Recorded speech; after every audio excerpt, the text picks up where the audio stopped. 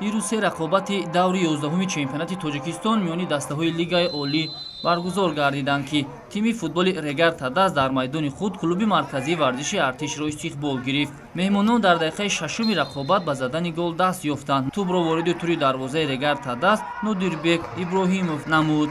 қисмати аввали вохӯрӣ бо ҳамин як голи беҷавоб ба анҷом расид. Дар пайти дуюми рақобат бозам футболбозони дастаи клуби марказии варзиши Артиш ба задани гол мушарраф шуданд. Нодирбек Иброҳимов дар дақиқаи 68-уми рақобат голи дуюми худро ба дарвозаи соҳибони майдон зада дублро марбути номи худ кард.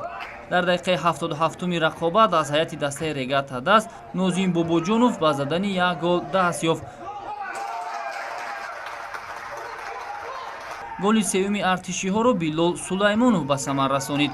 Аммо дар идомаи вохӯрӣ меҳмонон боз ду голи дигарро ба самар расониданд. Шамсиддин Қосимов ва Шодибек Ғафоров муаллифи голҳои чаҳорум ва панҷуми дастаи клуби марказии варзиши Артиш гардиданд. ҳамин тавр клуби марказии варзиши Артиш дар сафар Регар Тадасро бо ҳисоби 1-5 шикаст дод.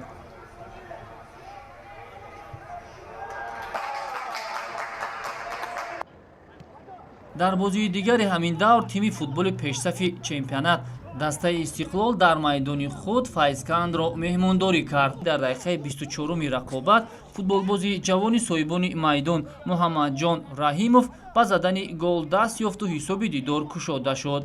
соҳибони майдон ду голи дигарро дар қисмати дуюми вохӯрӣ ба самар расониданд. дар дақиқаҳои 52 ва 69-уми рақобат муаллифи зарбаҳои ҳадафрас ҳамлагари мунтахаби Тоҷикистон ва клуби Истиқлол Манучер Ҷалилов гардид. ҳамин тавр Истиқлол дар ду бозии охири чемпионати Тоҷикистон миёни дастаҳои Лигаи Олӣ бо ҳисоби 1-0 зафар меёбад.